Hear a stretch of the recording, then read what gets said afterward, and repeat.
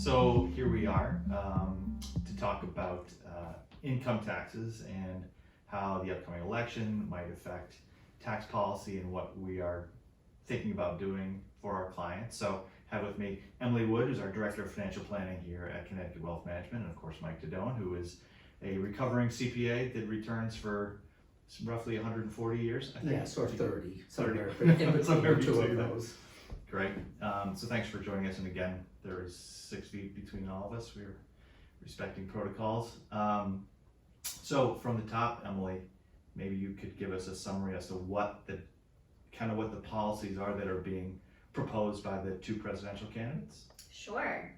Yeah, so I think it's probably easiest to first answer that of what does a Trump presidency continue to look like? This was reiterated in the last video series, but I think it's worth repeating here too, that a lot of attention has been given to presidential candidates.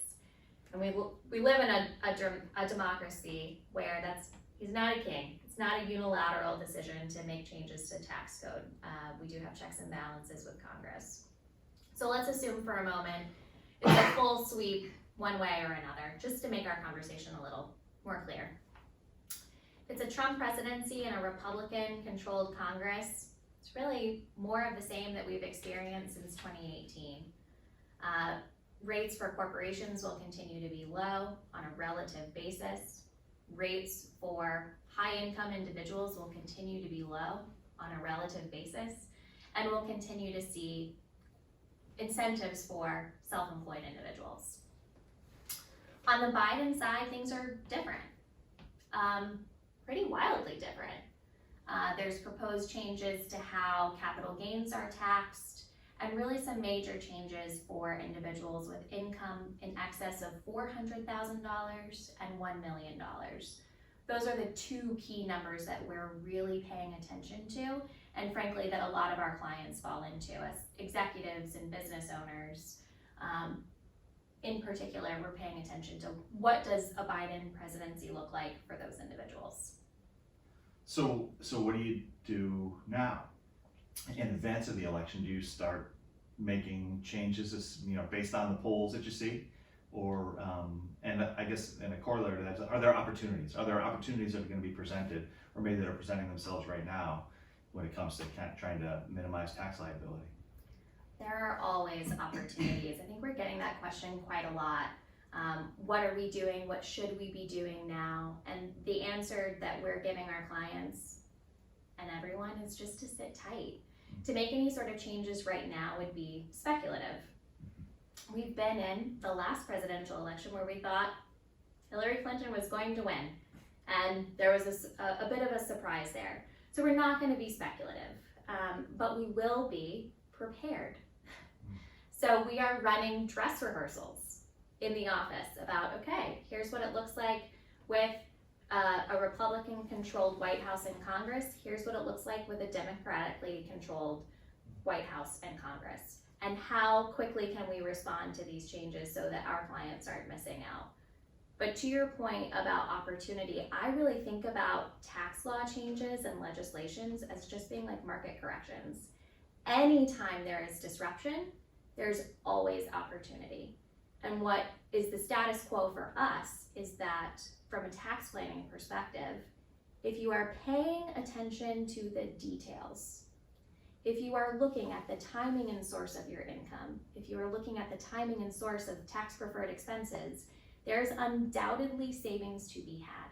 You just have to be mindful. Yeah. And Dennis, we have done this a lot of times. We've been through this. We've been through this for many years. We've seen massive tax changes that, we all thought would be, change things forever. And some of them did. Some of them back with the change of real estate laws really did change things. So we've seen a lot of change. We've navigated a lot of change for our clients. We've done this hundreds of times for clients over the years, so we're prepared for this. Yeah. Is there anything that you will do this year regardless of who wins? let's just say, this would never happen, but let's just say that it takes a while, and the decision actually isn't, we don't know who the president is until after January 1st. Are there tax maneuvers, tax things that you will do this year, regardless of who wins? Absolutely, but year end of 2020 is no different than year end of 2019 and the year ends to come. We believe that tax planning is not something that you do at the 11th hour. We're working with our clients year round and years in advance, frankly, for their tax You mean planning. you don't do tax planning in April for last year? No, that doesn't work? Not anymore. You know, we've always done certain things, right? Capital gains, dividends, planning, and, you know, loss harvesting or matching of gains and losses. So those will be the same as what we've done in past years. I think a preview to an upcoming series, part of this series is the estate planning. You know, depending on what we are forecasting for who might win, you know, in December, if we have an idea of who the president might be, or we know who won the Senate, probably more importantly than the House. Yeah. You know, the estate planning piece could be a big factor, and I know that we're gonna have a session on that coming up later, and so more to come on that, but estate planning will be an issue. So charities have struggled this year, nonprofit organizations have struggled, they just haven't been able to raise as much money as they have in prior years. At the same time, there's greater demand on their services. So is there, maybe this ties in with the capital gains the future of taxation of capital gains, is there anything that an individual can do to help charities this year that might make sense from a tax perspective? Sure. So I'd like to respond to that question with what we know about charitable giving. So what we know is that we're already in a pretty welcoming environment for charitable giving. Today, tax laws have changed for 2020 and 2020 only, that you can get what we call an above the line deduction of $300. Still something, right? Every bit counts. And the second piece, kind of connecting the dots to the estate carrot that Mike dangled, 2020, the limits, what's called adjusted gross income limits for charitable contributions have been completely removed. So if we are concerned about the tax impact of charitable contributions in the future, and you experienced a wildly successful 2020, which admittedly some people are in, some people are really struggling to keep up with the growth that they've experienced amidst COVID.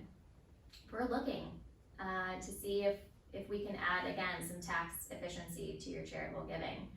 And I think we find that all so often, is that folks don't have, I'd say, new clients, of course, we often find really significant tax savings. I was just working with a client a couple of weeks ago. They made a $25,000 contribution to a donor advised fund, a vehicle of sorts for charitable giving. We saved them $16,000 in taxes from the strategy that we implemented. So that's about 64 cents on the dollar of tax savings for a $25,000 contribution. That gets us so excited. Because not only are you doing good and supporting charities and causes that are important to you, you're not losing sight of long-term planning, and man, capturing 64 cents on the dollar, it's pretty awesome. So everybody wins except for the poor old IRS. I feel so bad for them. Well, and I would reiterate that, you know, between now and the end of the year, especially if we do know the outcome of the election and we are forecasting a Biden presidency and a potentially a Democratic run Senate and probably in that case a House, it will be critical to be thinking about charitable contributions in 2020. Especially with capital gain assets too, I would imagine, yes, right? Absolutely appreciated stock. I mean, it really, there might not be a more important tax strategy to pay attention to in November, December of 2000.